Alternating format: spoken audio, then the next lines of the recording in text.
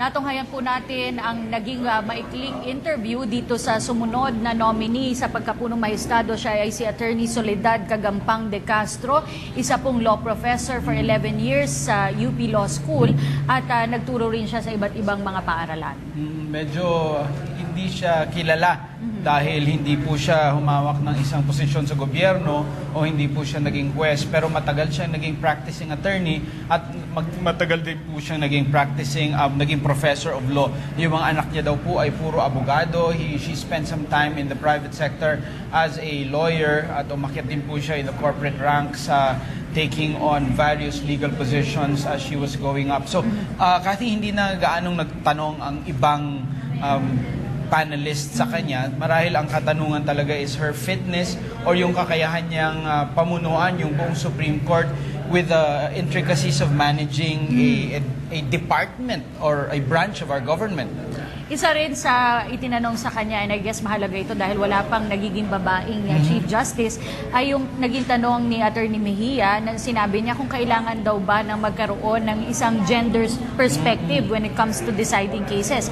Ang naging sagot ni Attorney De Castro ay oo daw when it comes to crimes against women.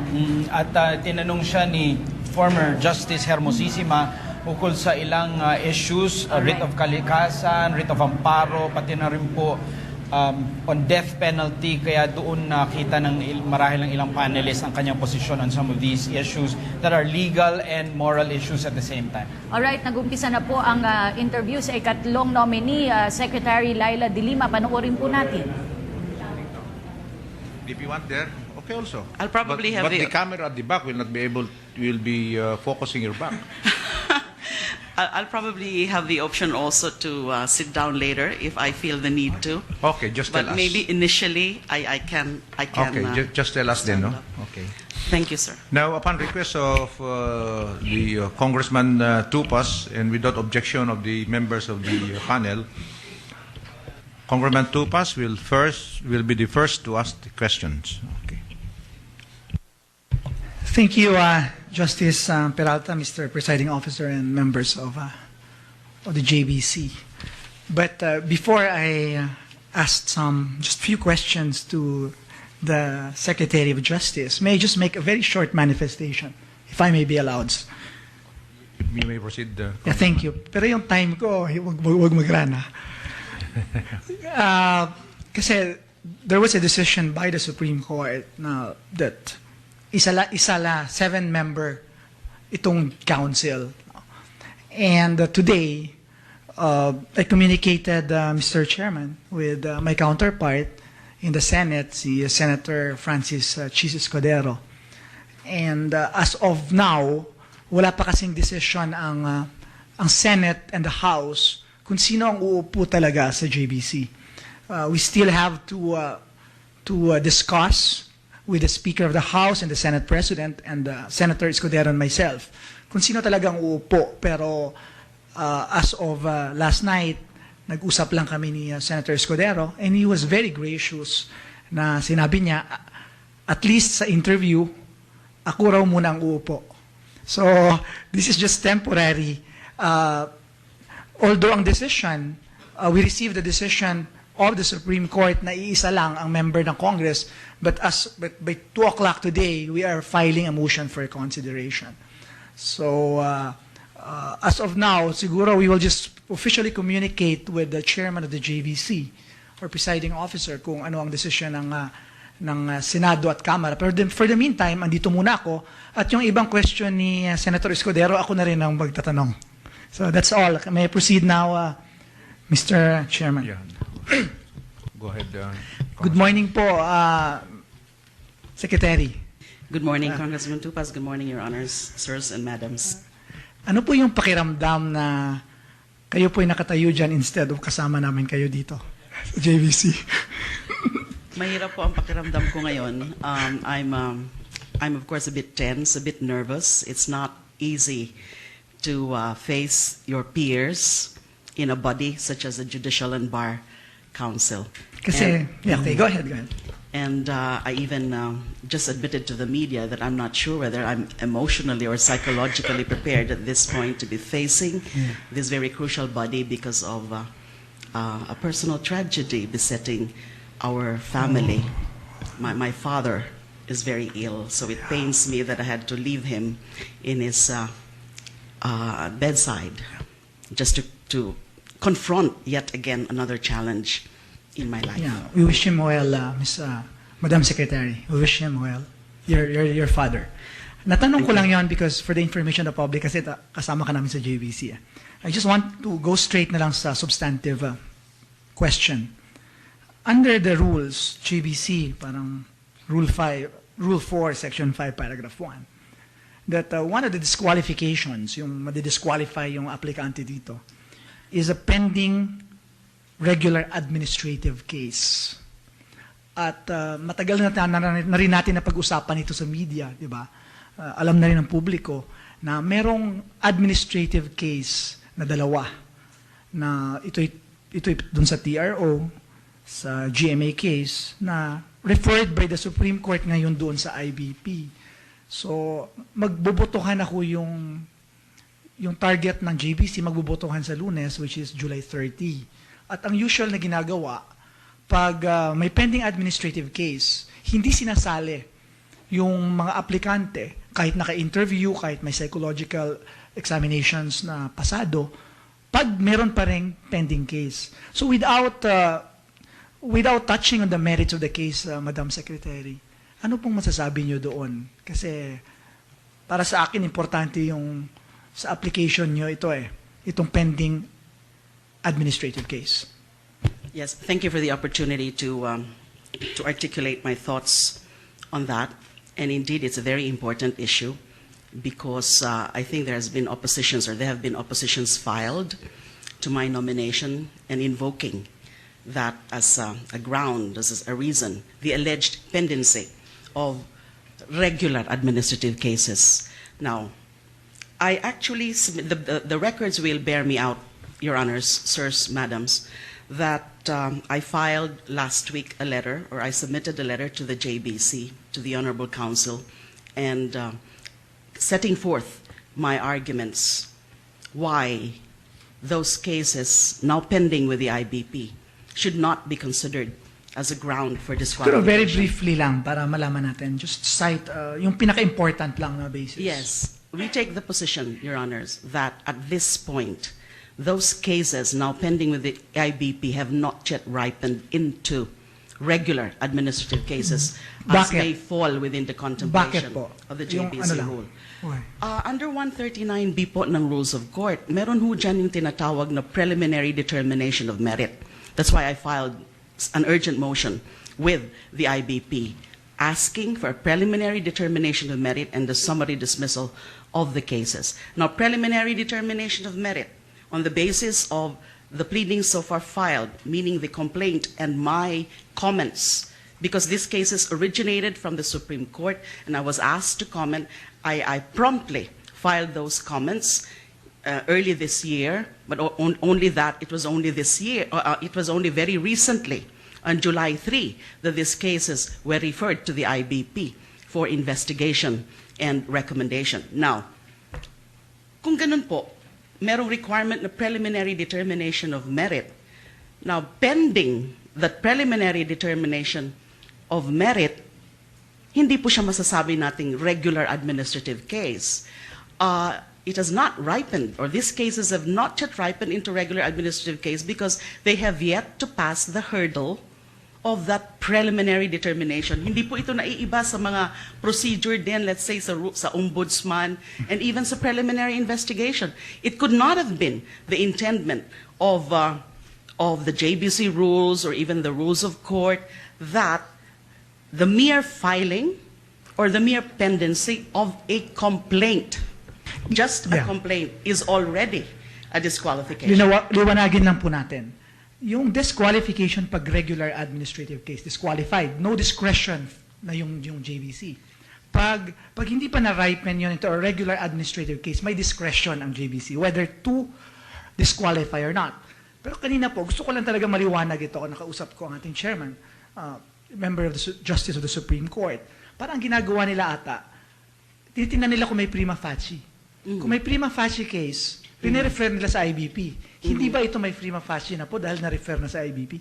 I beg to disagree. I don't think that is really the intendment of the rules. I'm looking at Rule 139B of the Rules of Court. Nandyan po nakasaad yung procedure na there should first be a preliminary determination of merit every time, or if there is a complaint, referred to the IBP.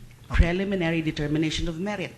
And yung Supreme Court nga po, even if sila ang nag-require ng comments sa akin, there should have been some pronouncement in the resolution referring these cases to the IBP that there has been some finding of prima facie or whatever.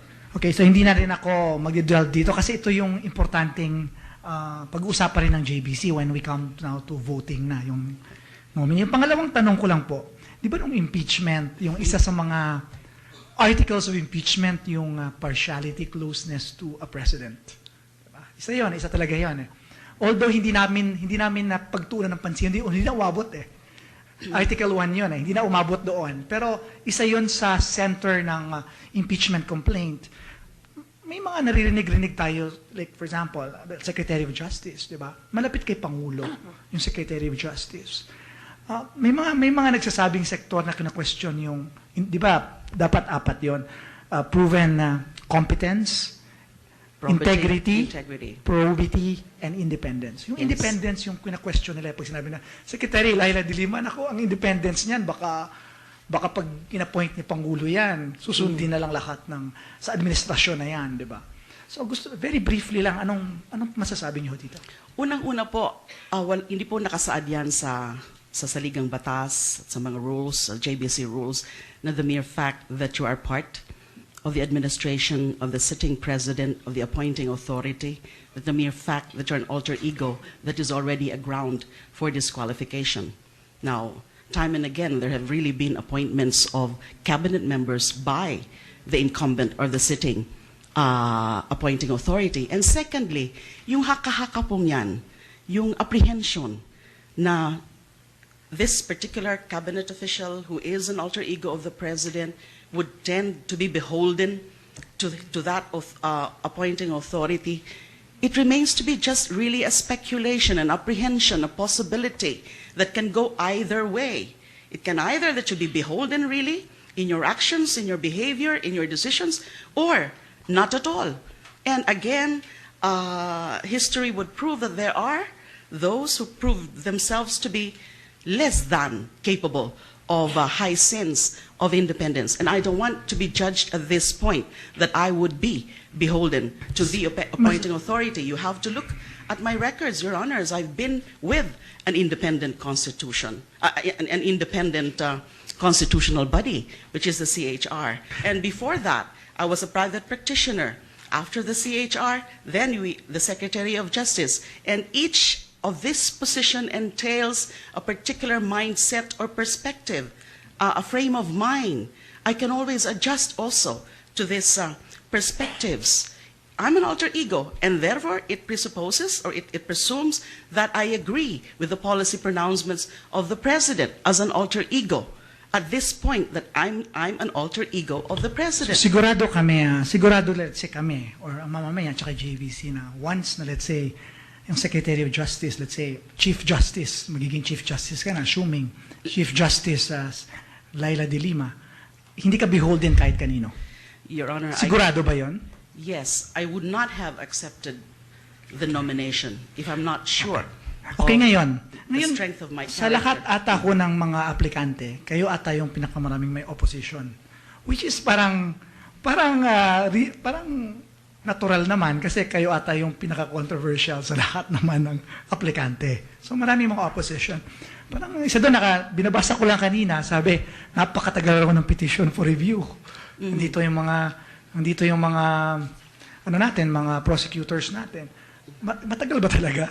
Yung ditong mga opposition, matagal raw yung petition for review ma-resolve ng DOJ. I'm not going to deny that there are really cases which go beyond the prescribed period of disposition, and the described period is 60 days. Meron ho talagang mga kaso that goes beyond the prescribed 60-day period of disposing. Pero ganito po yun. It really depends on the cases. And I'm not the one who really resolves petitions for review.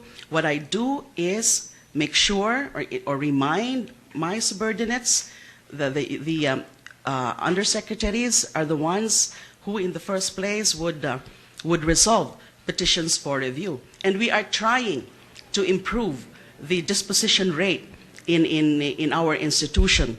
I've been going around, or I've been making rounds in our various prosecution offices, making a personal appeal for them, to improve the disposition rate, because the target disposition rate is 85%. But I keep telling them that my personal target is for zero backlog of the disposition of cases under preliminary investigation. Anyway, ang dito yung mga ano natin dun sa DOJ, kasi ako maraming reklamo rin sa akin, kaya yun yung question, yun yung gawa natin ng paraan, nasabi na rin Secretary.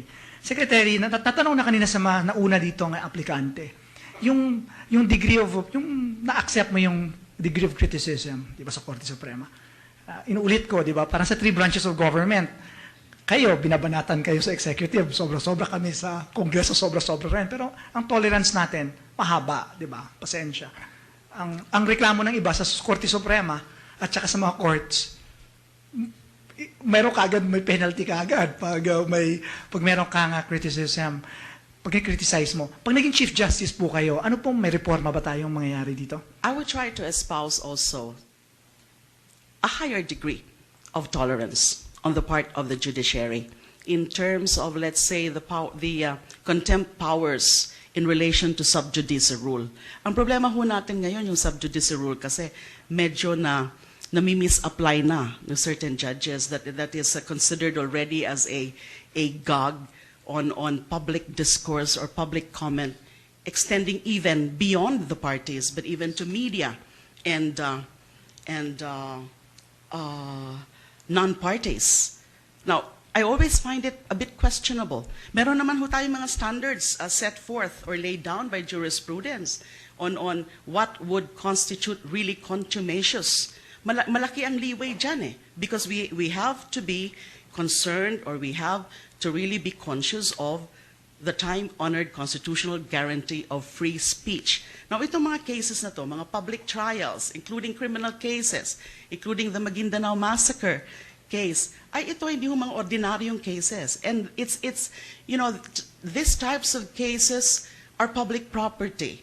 And therefore, public comments, public discourse should be, or public debates should be encouraged. So it is only when I adhere to, sa law school nga ho, ang natatandaan ko dyan, yung test ng clear and present danger. Now, the utterances that are perceived to be contumacious or disrespectful of the court and the judiciary should be proven to present a clear and present danger to the administration of justice. Yun lang po yun Okay, clear. Mr. Chairman, just last three questions na lang, no? Kasi pag sinabi mong Secretary Justice de Lima, Secretary Laila de Lima, parang yung TRO, di ba, bumabalik? Yung dignify ito ng Supreme Court, no? Order. So, although napaliwanag mo na rin yun, di ba? Pero ano yung delineation doon?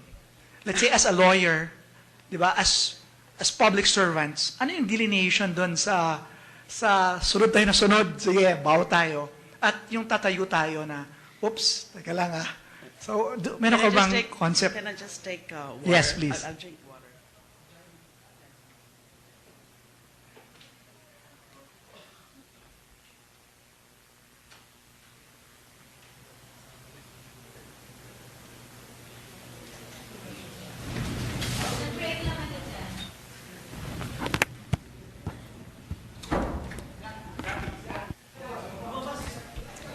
Okay, so my alleged defiance of TRO. Yeah, pero ang question ko is not really the alleged defiance ng TRO, but your philosophy, your principle.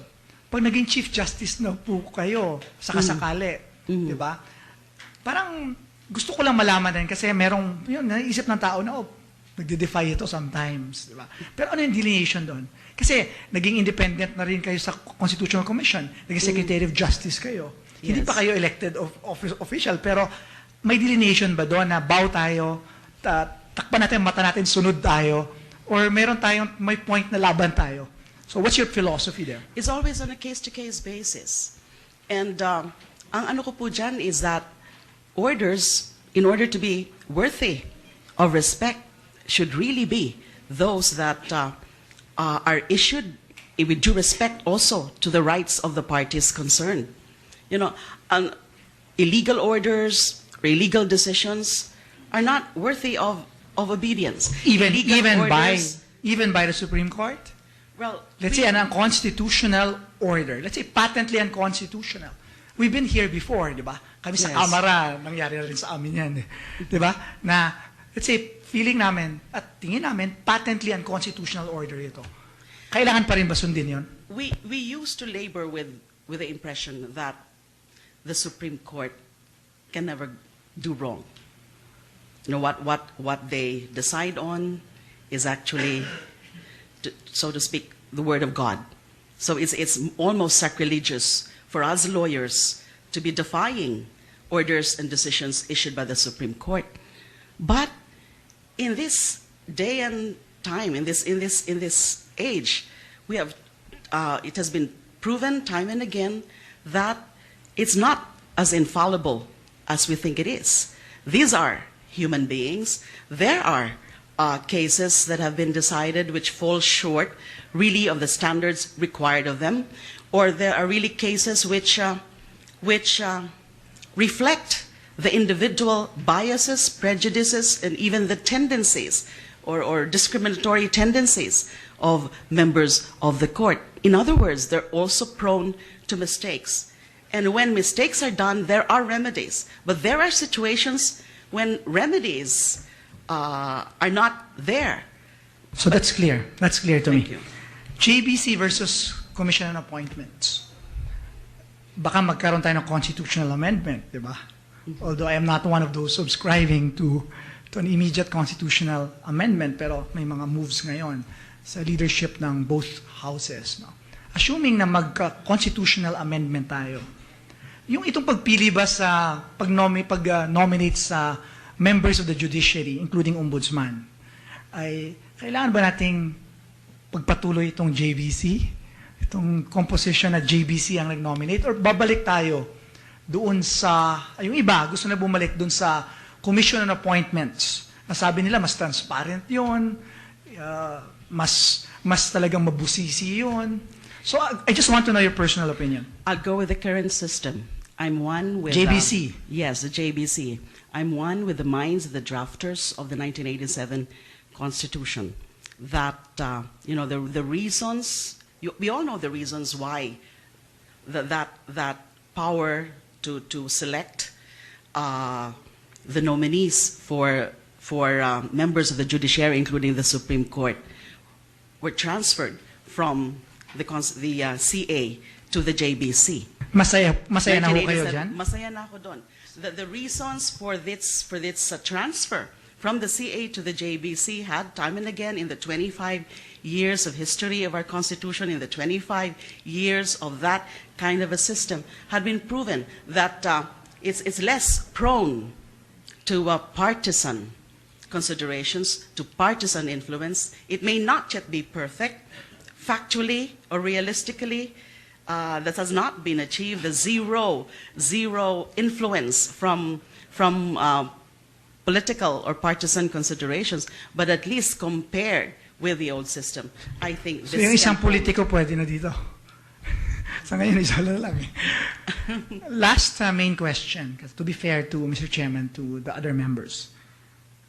Let's face it na naging controversial po kayo, di ba? Because of a lot of issues and because also of the campaign of the administration na you know, itong kampanya ng tuwid na landas. At ngayon, after the impeachment, alam rin natin na at least sa perception ng mga constituents ng Kongreso na kahit papano, meron rin mga personalan rin sa loob ng na may away rin ng konti dun sa loob ng Supreme Court yung mga ibang justices. At kailangan nyo ng unifying factor doon. Yes. So assuming na isa kayong controversial na figure, 52 years old lang po kayo, do you think, nag-fit kayo dun sa role na after impeachment, lahat ng taas ng standards ng ating mamamayan, tapos bagong Chief Justice, may reforma ito, kailangan, you will be parang first among equals na magli-lead sa ganitong, talagang yung pag-reforma ng sistema. Kaya niyo po ito? Tingin mo, fit kayo sa role na yan? Sa totoo lang po, initially I had some apprehensions because, it's such a crucial post, it's a crucial institution, and then my age, but you mentioned about my age, young, quote unquote, but I'd like to think that my being young, quote unquote, is more of an advantage. And in fact, it's really an advantage.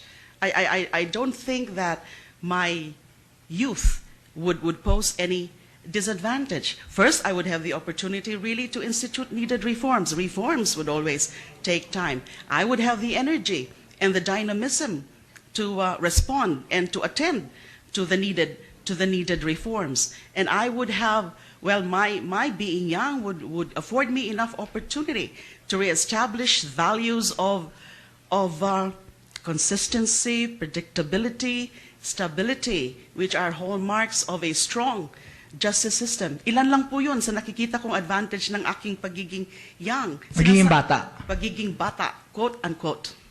Relatively bata. Like for example po, 52 years old pa lang kayo. Pag na-appoint kayong Chief Justice, you will serve, di ba, under the Constitution, 18 years po yun. Parang itong si Chairman Justice Peralta, hindi na maging Chief Justice ito.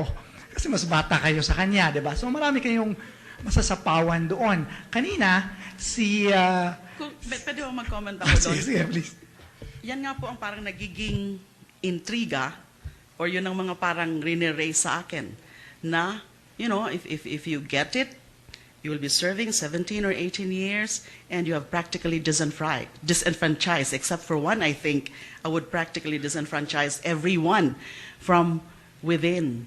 Pero hindi naman po dapat yun ang tingnan natin. Ang titingnan natin is kung kaya po ba to serve as Chief Justice and institute all the needed reforms. And I will try, of course, to heal all the wounds, especially those that arise from the impeachment.